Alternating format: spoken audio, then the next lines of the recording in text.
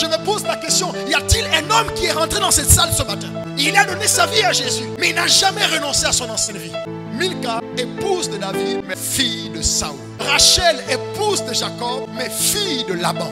Toutes deux sont devenues des épouses, des grands hommes, des hommes qui craignent Dieu. Mais la crainte de Dieu dans le cœur de leur époux n'a jamais été leur partage. En devenant épouses, elles n'ont pas divorcé d'avec l'ancienne manière de vivre, celle acquise dans leur milieu familial. Je me pose la question, y a-t-il un homme qui est rentré dans cette salle ce matin? Il a donné sa vie à Jésus, mais il n'a jamais renoncé à son ancienne vie. Y a-t-il quelqu'un qui est né de nouveau, qui a donné sa vie à Jésus, mais sa marche n'est pas conforme à la nouvelle vie dans laquelle il était de rentrer? Y a-t-il quelqu'un qui parle en langue? Y a-t-il quelqu'un qui adore Dieu, mais n'a pas accepté le mode de vie lorsqu'on devient enfant de Dieu? Saoul était devenu un roi, mais un roi qui ne sait pas comment adorer le Dieu qu'il a établi. David est un autre prototype d'homme.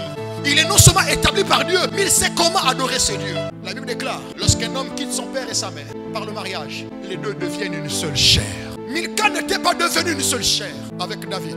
Elle était encore attachée à la maison de son père. Elle n'a pas vu son père adorer Dieu, alors elle n'a pas su adorer Dieu. Rachel, elle était certes l'épouse de Jacob, mais elle n'a pas fait une rupture avec l'identité spirituelle d'être la fille d'un idolâtre. Aujourd'hui, le Seigneur te parle. Tu es devenu un enfant de Dieu, alors marche comme un enfant de Dieu. Tu es devenu un enfant du royaume, alors accepte les principes du royaume. La mort est imprévisible, Jésus revient bientôt. Que sort-il un homme de gagner le monde s'il perd son âme? Si on est en Christ, on devient une nouvelle création. Les choses anciennes sont passées et toutes choses sont devenues nouvelles. Milka, épouse de David, mais fille de Saoul. Rachel, épouse de Jacob, mais fille de Laban. Que dira-t-on de toi? Chrétien, mais vivant toujours comme un païen?